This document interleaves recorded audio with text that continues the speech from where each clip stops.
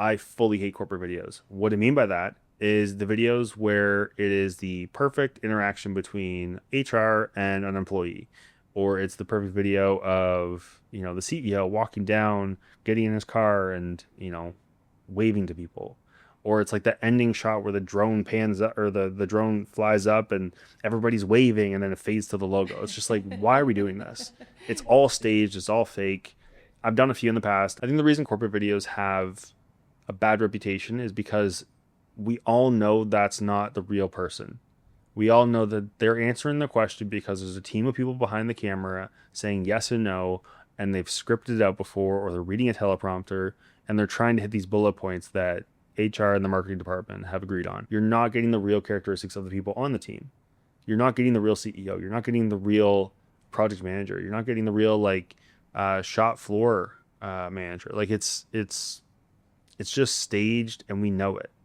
And in contrast, when you start talking to people within a company off camera, you start to get to see the life kind of come back in their eyes. You get to see like what makes them tick. And it's so funny. I've had so many times on a shoot where they'll give people nicknames and like within the team. I can't remember one where he was like a heavy metal guy and everyone knew that.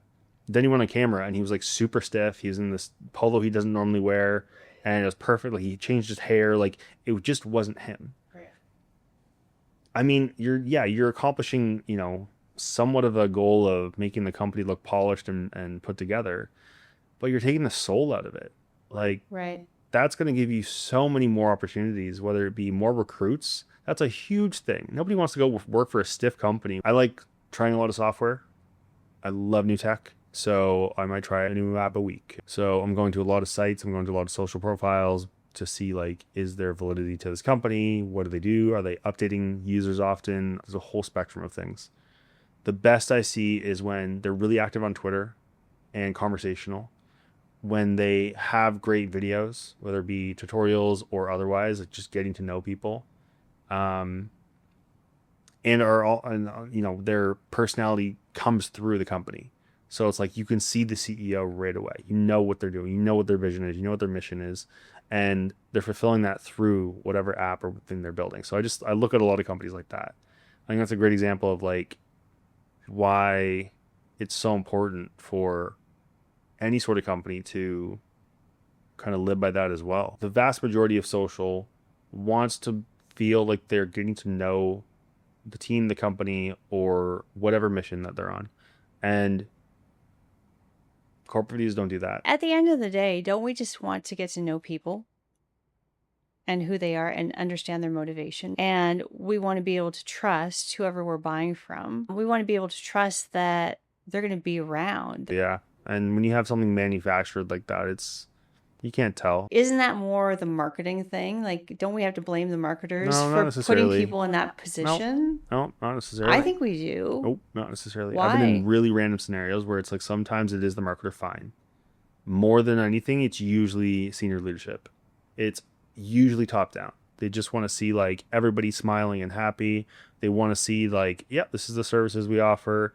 And it's basically a glorified brochure. And that's not to say that viral is the goal. It's just you're not saying anything. Some people think it's to blame the marketer for that, or like the senior marketer on the team. Sometimes it's not their fault. Sometimes it's out of their hands.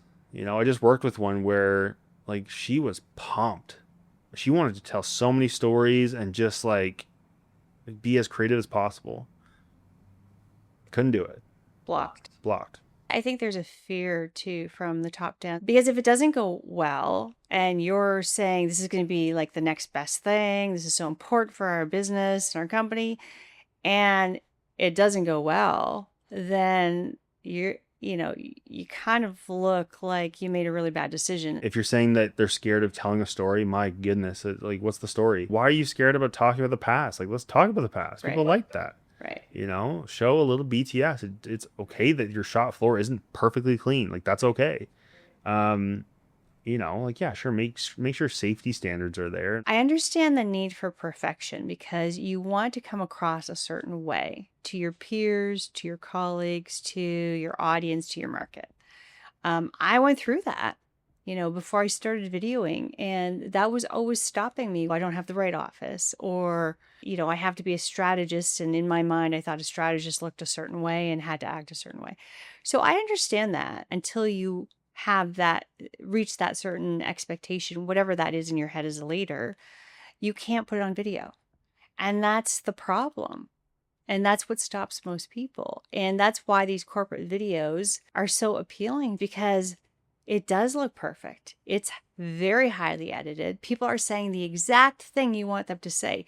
Total control.